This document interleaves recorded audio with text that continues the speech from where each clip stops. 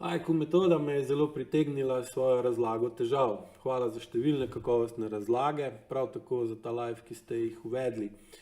Imam dve vprašanji, upam, da boste lahko na katero od njih odgovorili. Prvič, kakšen je pogled AIQ-ja na tako imenovano prekuževanje otrok v vrtcu? Hčerka je zadnji 2 leti res večkrat bolna, vnetje dihalnih poti, vnetje ušes, trebušne viroze. Večina mi razlaga, da je to normalen proces prekuževanja, ko so otroci v vrtcu in naj to pač sprejmem. Meni pa se to vseeno nekako ne zdi povsem normalno stanje, saj je otrok vsaj enkrat na mesec bolan. V bistvu najprej je treba čist besedno, če se lahko komu zdi kar nekaj, ampak v bistvu ni, ločiti in določiti, kaj je običajno in kaj je normalno. Ker ogromno stvari danes, ki se dogajajo, o katerih tudi govorim in se z njimi AIQ ukvarja, so običajne, nikakor pa niso normalne. Ampak ljudje imamo to navado, da zaradi poenostavitve in tega, da se ne ukvarjamo s problemom, ki je sicer rešljiv, ampak ne na prvo žogo in ne na lahek način, oziroma se ne da ga rešiti tako, da prevalite odgovornost za reševanje tega problema na nekoga drugega, ampak spoznate ali pa sprejmete dejstvo, da imate največji vpliv na vse, kar se dogaja vam in vašim, najbolj vi, in če sebe spreminjate, s tem dejansko spreminjate tudi cel svet, sam v zelo majhni obliki, ampak se vsak dan, vsak mesec, vsako leto takega vedenja seveda se začne pa vedno bolj poznati. In to, kakšno je vprašanje, da so otroci tako pogosto bolni, ko hodijo v vrtec, je vsekakor običajno, ni pa nikakor normalno. In ne funkcionira po sistemu prekuževanja, ampak je tukaj glavni problem dejansko čustvena stiska oziroma čustvene reakcije otrok na to, da hodijo v vrtec ali pa da morajo iti v vrtec. In tudi seveda je vrtec postane kraj, kjer lahko otroci izrazijo energijo, ki jo doma ne. Se pravi, večkrat sem na live že govoril o okolju, kjer je previsoka energija v hiši, v družini. In ta povišana energija, ker jo v bistvu oba starša zaradi svoje lastne senzorno-motorne amnezije ali pa senzorno-motorne odtujitve ne opazita in ne dojameta kot povišano, ampak jo dojemata kot normalno, takšno kot je od nekdaj že bila, ali pa v dom ne znata preprečiti vdor zunanje noro visoke energije v sodobnem svetu, sploh če živite v kakem večjem mestu ali pa delate v večjem mestu, je količina zunanje energije, se pravi naglice, napetosti, pritiskov v obliki zvoka, slike, potreb po dejanjih, pritiskov iz te in one strani, kaj vse morate opaziti, na kaj morate vse razmišljati, o čem se morate vse odločati, sprejemati ogromno količino odločitev vsak dan. To seveda dviguje pritisk in je zelo težko ta pritisk držati stran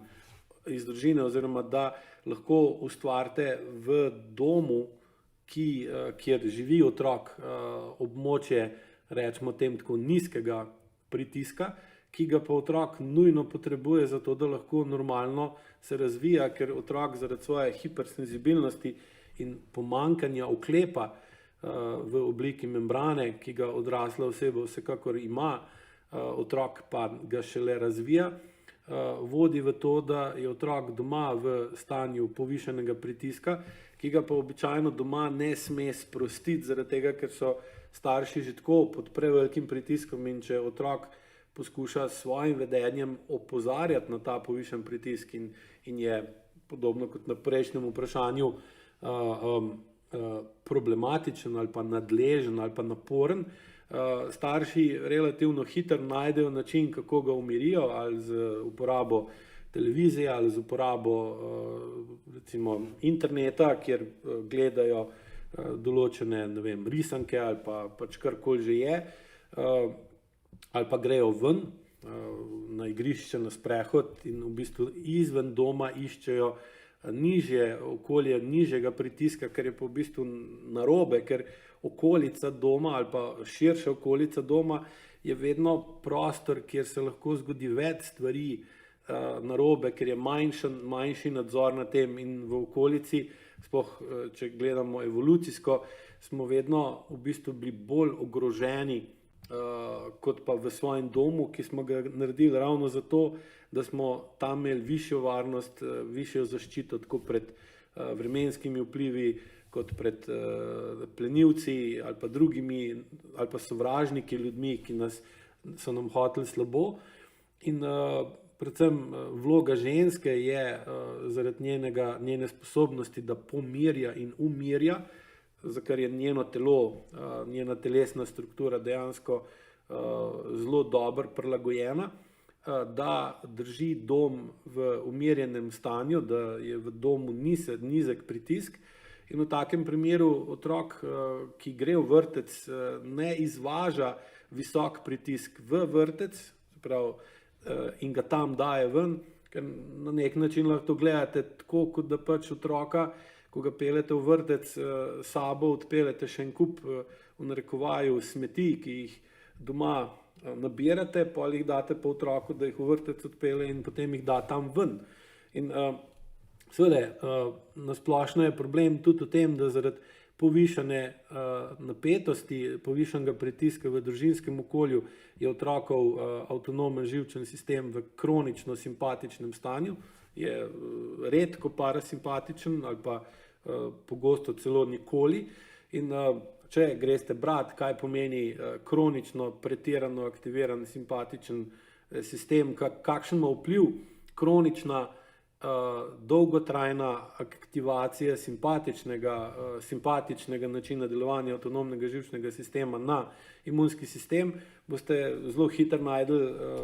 en kup podatkov in raziskav, da pač, če je simpatično stanje dolg časa aktivno, dramatično pade učinkovitost avtonomnega živčnega sistema, ali pa celo, da se avtonomen živčen sistem spremeni v avtoimunsko obliko delovanja, se pravi v samodestruktivno obliko, kjer lasten imunski sistem, namesto da bi branil in krepil odpornost organizma, se v bistvu to odpornost organizma še zmanjša. In ta povišan pritisk, povišana napetost doma, ki je otrok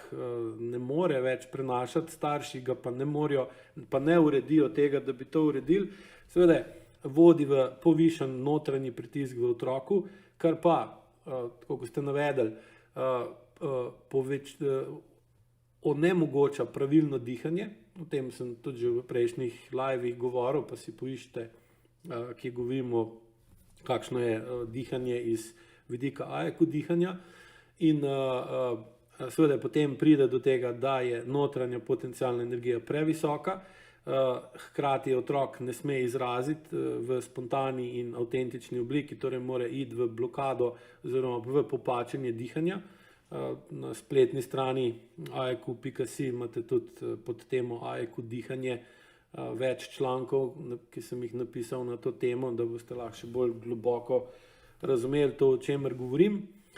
In v takem primeru pride do tega, da otrok začne nepravilno dihati, zato da se lahko nepravilno vede. Nepravilno se vede pa tako, da pač kljub temu, da ga stvari kronično motijo, ovirajo, ogrožajo ali omejujejo,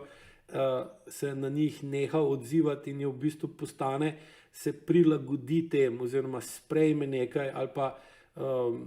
ena beseda je še, ki jo dostikrat starši povejo, da spomniti, kjer je. V glavnem, da se neha upirati, ajmo reči tako. In tukaj potem je logično, da nenormalno stanje v domovih otrok, ki hodijo v vrtec, čeprav je lahko tako stanje za večino ljudi nažalost običajno in ga niti ne dojemajo, da je problematično, da v domove konstantno vdirajo agresivne reklame, filmi, nadaljevanke in podobno. Sam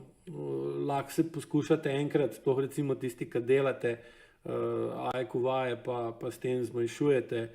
svojo senzorno amnezijo, poskusite analizirati, kakšno telesno reakcijo dobite, ko greste v poštni nabiralnik v ponedeljek zjutraj, pa dobite noter 5 ali pa 10 katalogov z različnimi reklamnimi akcijami od različnih firm, trgovskih firm, in če boste bolj tenkočutno poslušali ali pa opazovali, občutili svojo telesno reakcijo, boste lahko opazili, da vas taka novo delo, ki so vam ga naložili, da morate zdaj vi to pregledati in pogledati, ali vi kaj od tega rabite, ali je kaj od tega, kar rabite, ali potrebujete na akciji, kje to imajo, dokdaj velja, kako to dvigne vašo notranjo napetost. In seveda otrok, ki začuti ta dvig notranje napetosti, ne ve, da ste vi napeti zaradi tega, ker imate spet en kup dela, ki ga morate narediti, plus zraven vsega ostalega, kar že počnete, in otrok na to odreagira negativno, ker se počuti, kot da ste vi odreagirali na tak način, da ste v nevarnosti, in on ne ve, ali ste vi dejansko v kakšni nevarnosti ste ali ne, ampak začuti vaš telesen odziv in seveda gre tudi on iz parasimpatičnega stanja, če je sploh bil v njem že prej, v simpatično stanje, in ko je takih dogodkov ogromno, je seveda tudi kronična težava, ki je okolje, v katerem otrok živi, običajno nezdravo in neprimerno za njegov razvoj, in je potem seveda tudi nemogoče, da bi otrok dejansko bil zdrav in da bi otrok dejansko lahko se normalno vedel, da bi bil v normalnem stanju. In v tem primeru, podobno kot v prejšnjem, ko sem razlagal za jok in podobno, je tudi dvig čustvene zrelosti obeh staršev, v katerega proces je vključeno tudi, je potrebno tudi doseči znižanje senzorno-motorne amnezije ali pa odtujenosti, tisti, ki omogoča staršem, da dejansko začnejo opazovati in določati, kje vse dopuščajo ali pa ne morejo vplivati primerno na to, da bi delno ali pa vsaj občasno znižali notranji pritisk v družini, in s tem v bistvu lahko potem grejo v primerno spreminjanje odnosov, da bi lahko zagotovili otroku bolj mirno okolje, v katerem večino časa preživi, in bi seveda se potem tudi to, kot je vnetje dihalnih poti, vnetje ušes, trebušne viroze, ki so vse stanja, na katera primarno vpliva kronično povišana napetost v otroku, in odpravili, in nižja, ko bi bila povprečna napetost v otroku, manjša bi bila verjetnost za takšna prehodna bolezenska stanja, ki se pa lahko seveda, ker se stvari ne urejujejo, ker se niti ne ve, kaj naj bi točno urejevali, postanejo vedno bolj kronično in potem lahko puščajo tudi konkretne dolgoročne težave pri otroku, ki se potem seveda razvija vedno manj v skladu s primernim, naravnim in normalnim časovnim razvojem.